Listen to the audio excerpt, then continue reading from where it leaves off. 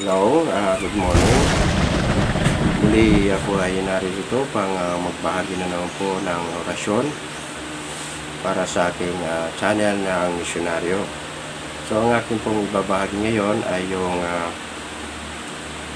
yung poder, orasyon poder para sa tubo. So may nag-request po nito yung ating masugid na followers at supporter na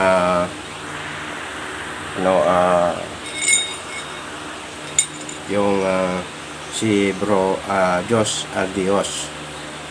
Siya po kasi ay may sakit yata sa dugo, so na-request na po ito yung poder sa dugo, orasyon poder sa dugo. So itong orasyon na ito ay palay mo makatulong po sa inyo ito. Kung may karamdaman po kayo sa dugo, lagi niyo pong gagawin ito, pagpupuder sa dugo. So para hindi po kayo magkaroon ng sakit na leukemia o ano pa mang sakit sa dugo, para inyo pong mapudiran. Excuse me.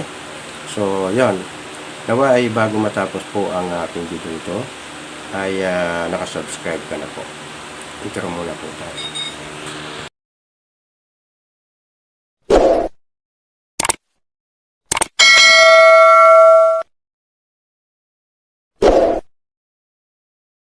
Welcome back sa aking channel na ang misyonaryo. Yon nga, naway abutan kayo lagi ng aking video na ligtas sa ano pa mang pamakan, walang karamdaman, saan man po kayo naroroon. Stay safe lang po at laging manalangin sa mga may likha. So yan, kung ngayon ka lang po nakapanood ng aking mga video at kung hindi po nagustuhan, ay paki-like, subscribe, hit po ang notification bell dyan po sa baba para lagi kang updated sa lahat ng video na aking in-upload.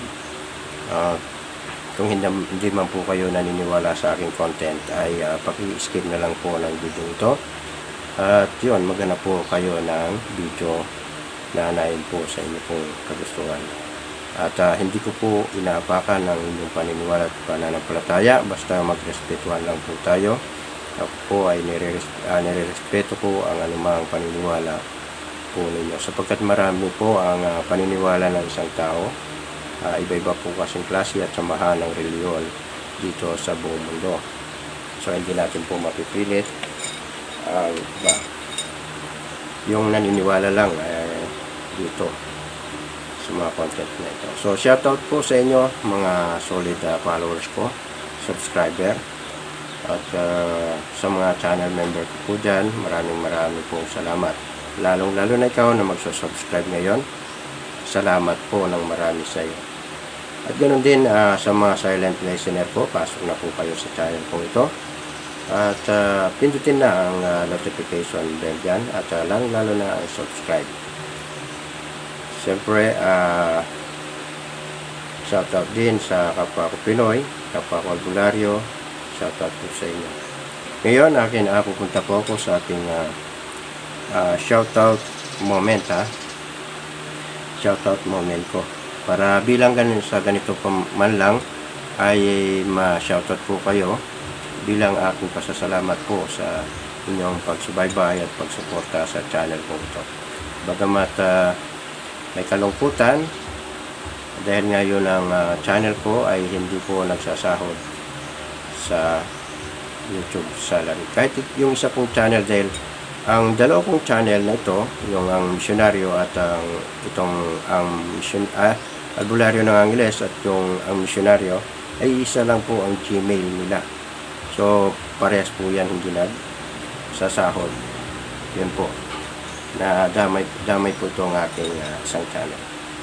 Nawa pakihit po ng like po habang kayo po ay nanonood kung hindi po nagustuhan, para naman ma-notice ni YouTube na may nagmamahal pa sa channel ko ito at may nagugustuhan pa po ninyo.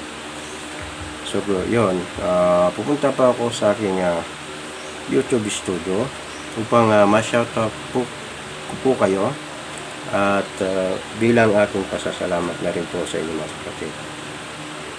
Yun, ayaw magbukas mga kapatid. Yun, mga komisyonaryo, tuloy na po tayo dun sa binabagi kong orasyon na poder sa dugo.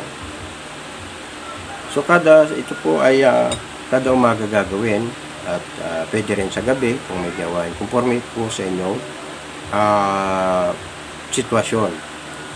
Kung ano po ang ginagawa nyo, trabaho nyo, ay yung wala po kayong ginagawa, doon nyo po i-apply ang orasyon ito. Okay, ibabahagi ko na. Narito po ang pamagat. Poder sa dugo upang maging maganda ang daloy ng ating dugo sa ating katawan. Sa ganon ay huwag magkasakit ng alta presyon o maging normal ang daloy ng ating dugo at nang hindi dapuan ng sakit sa dugo tulad ng leukemia o lumilinaw ang dugo o tinatalo ng puti ang pulang dugo. Ang poder na ito ay nakapagpapaganda ng pula ng dugo. So yan, ang orasyon po na ito ay para maging healthy ang inyong dugo ay i-apply nyo po ito. Siyempre, sa naniniwala lang ha, sa hindi po ito pinipilit.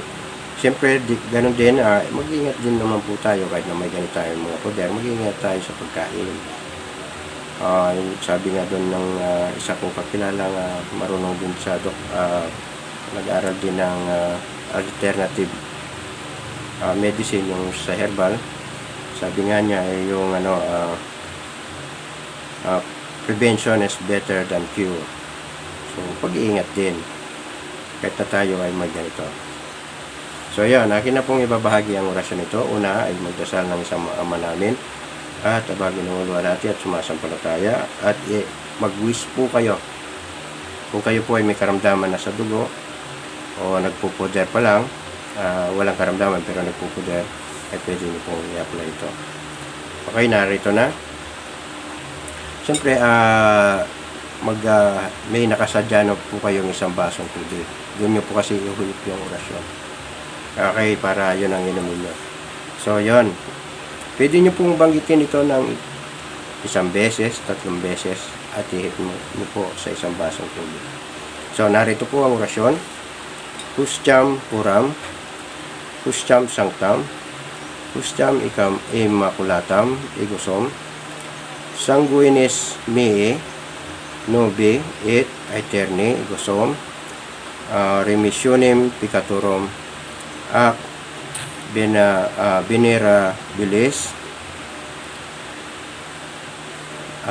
manos suas sanguis piat delectissimi pilii tui elevatis oxorox gloriam opdimos mio wai mio uwen.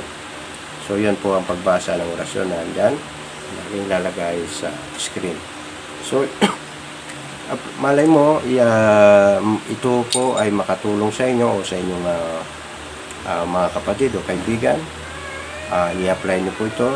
Basta yun ang may poder na marami na bago ng walhati. So yun, maraming pong salamat. Nawa ito po ay makatulong sa inyo. God bless po.